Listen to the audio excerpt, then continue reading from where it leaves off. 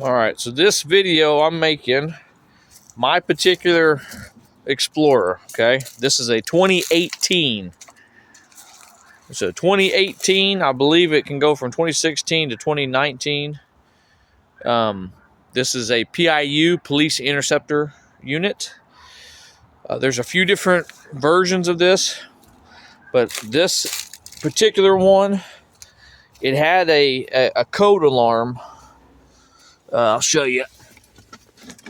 It had this pre-installed. I don't know what the cops did when they retired it, but it wasn't working. It would start up and die immediately. I tried getting that thing to learn tackless and a bunch of stuff. I think there was something wrong with it. Anyway, I fought this thing for several days trying to figure this thing out. I burn up one of these stupid Evo-alls from Fortin, and anyway, I'm going to make this video. Maybe it'll help somebody if you're in this exact situation like I was. So, it was way easier than I thought, and I overthought this way too much, trying to connect hood pins and a bunch of stupid shit, okay? It's dumb. I'm so happy this thing starts, but it was a big waste of time. So anyway, I got to clean up these wires. I just now got this thing running. This was the wires for that code alarm. So what I got and what worked for this, I got this Fortin Evo-all. That way I wasn't limited. I could have it do, whatever features I wanted, and I can move it to another car in the future, or whatever, okay? So this is an Evo-all, and then it's paired with this harness here, which this harness here, it goes in line with the ignition tumbler. See, my ignition's here, not on the column. It's a regular key in its dash, not column. So this cable here is a THAR2, THAR2 from Fortin. It's a T-harness, and like I said, it just, you unplug up here. You see that connector there? So at the back of the cylinder, you unplug it, the factory harness, you plug it in, this harness in, and then you plug the factory harness into the T-harness, this thing here. So that's all it does, is it feeds signal to this, right? You have to, it doesn't give it ground for some reason. It actually is designed to get ground through this, through its 4-pin, this little black 4-pin here. You don't worry about blue or white. It gets power on red from the T-harness, but it wasn't getting ground. So I actually, at the end of this thing, I cut the ground, and all you have to do is give it a good ground. I just went to the ground that was going to the code alarm, okay? And then once you do that and you plug this 4-pin back in, it's going to give power to this unit, okay? And so that's basically the gist of this thing and how you program it. So, different programming features. You hold this learn button here, this one here. You'll unplug this cable, hold this one, and then you plug this in, and then you cycle through the LED options depending on what you're trying to do. So in my situation, all I want is remote start. I just wanted this thing to freaking start with the fob and be smooth sailing. I didn't want anything crazy. I first tried having this control the code alarm, thinking that would work, and it should have worked, but there was something wrong with this code alarm. But anyway, all you need is this Evo-all, that T-harness, and then you need, which this is the T, or the red one's the T-harness, and then you need, which comes with this unit, this little 6-pin, which is it's the CAN bus, okay? So you've got orange, brown, gray, orange, I believe is the colors. And I'll show you the schematic. So I did this. So my particular unit, it's got this DIN connector here. I unplugged it. So there somebody in the past, or I don't know, maybe it's from Ford, there's this T-harness that's in between the OBD2.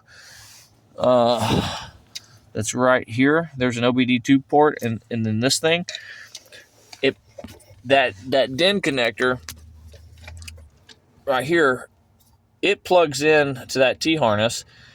So all I did was I undid that, and then I found in here the CAN bus wires. Okay, they're you'll see, I think it's those two right there.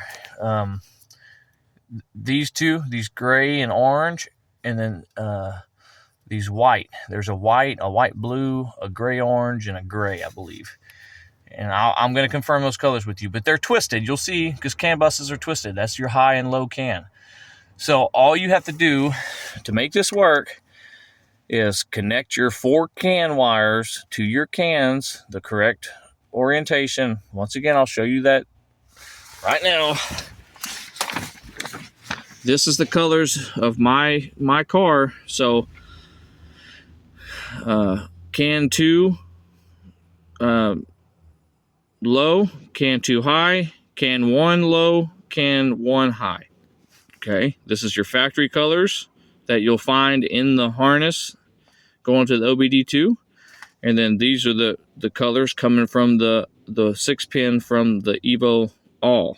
So you just put the orange brown from the Evo-all to the white in the twisted pair. You put the orange green to the white blue. So all I did is I just got a little razor blade, carefully cut off about ½ inch of casing on the wire, the twisted wires up there. I'm just using this for reference.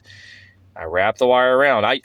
I use these T's at first, but I was having so many issues. I wasn't sure they were actually making good connection. So I just went to the tried and true method, cut the casing, wrapped it, taped it, and then I loom taped it. So you can see it once you get done. I'm going to clean all this up, but it looks factory. You know, I loom taped this whole thing, and I'm going to do all of them to where it's all nice and clean, and there's no risk of any connections coming loose or shorting out. But anyway, you connect this to the CAN bus. This is part of the T-harness, and then this is part of the T-harness. So the only other modification you do is, like I said, the black to ground, and then you connect these. So you're connecting, basically you're cutting and connecting 1, 2, 3, 4, 5. 5 wires is all you cut and connect. You splice in. This brown wire that's in this CAN bus connector 6-pin, it wasn't used. I just coiled it right here, taped it in. All right. This, if you have an immobilizer, so like say you have the immobilizer ring at your cylinder, you have to plug it. You have to unplug that mobilizer ring and plug it through this, and you have to go through the learn process with this, and because it's got to learn your key to send the signal and stuff. So that's another process that you'll have to kind of play with their instructions. My unit does not have the transponder. It does not need the key learn. So if yours is like mine, all you do is connect this box. You still have to have that 410 what do they call it? Link. Oh, I think I got a box down here. Anyway, you have to flash this, link flash or something. You have to flash this to your car firmware. So you have to download that stupid red circle thing and plug it into a computer, plug this into it, and then you have to flash this with the firmware for your car. So mine, I used the 2018 Ford Explorer, and I used the standalone only option. So that's all I did, is I programmed this to my car because you'll have a few different options. It'll show like standalone with Evo alarm, or it can do, there's a few different options. I did standalone remote start only. That's the option I did, and I flashed it with that, and then literally connected these wires, shut the door, and it works. So I'm going to show you. Oh, well, you can also kind of adjust what operation you can do. Lock, unlock, lock. It's part of the options menu when you're flashing. But if you just leave it, I believe it defaults to to this. So basically you just hit this thing 3 times, the lock. See if I hit it right. Nope, I didn't. There we go.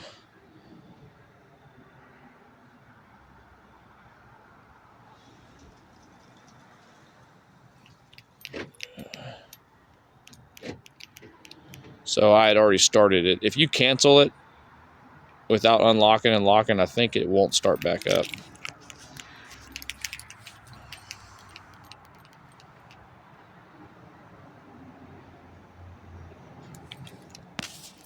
Well, now it's making a liar out of me. Stupid thing.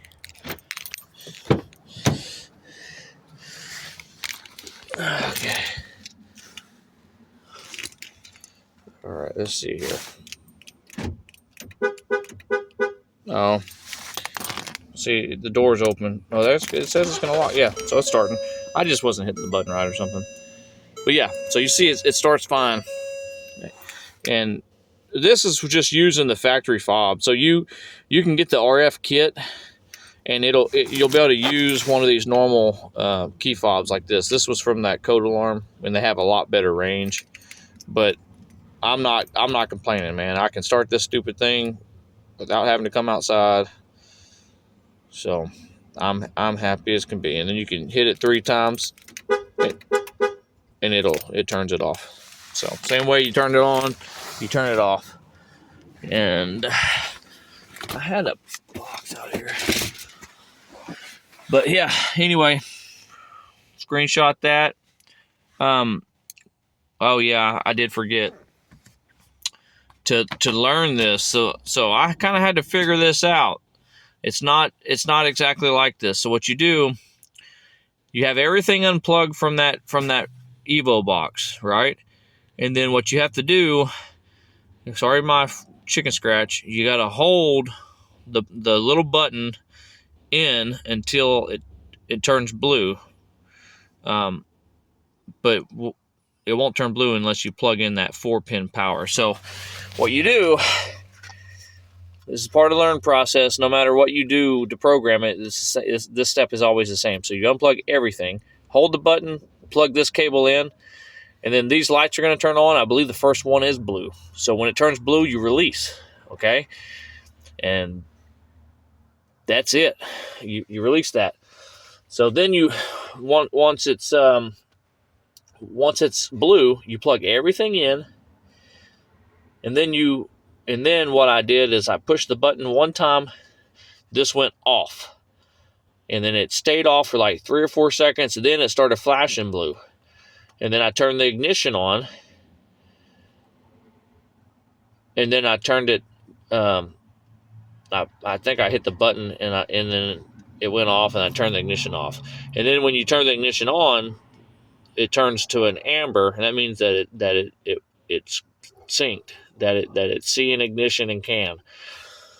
So if it doesn't do that, you may have to turn ignition on before you hit this button. Once this blue's already on, you may want to turn the ignition on, hit the button, let this turn off, and then let it come back on in like 4 or 5 seconds and blink before you turn the ignition off. I can't exactly remember. It's one of those. You'll be able to figure it out.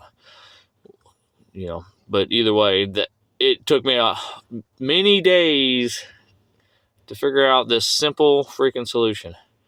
So message me if you have any questions or concerns, and see if I can help you. Now, hopefully this helps somebody else do this in 15 minutes versus 4 days.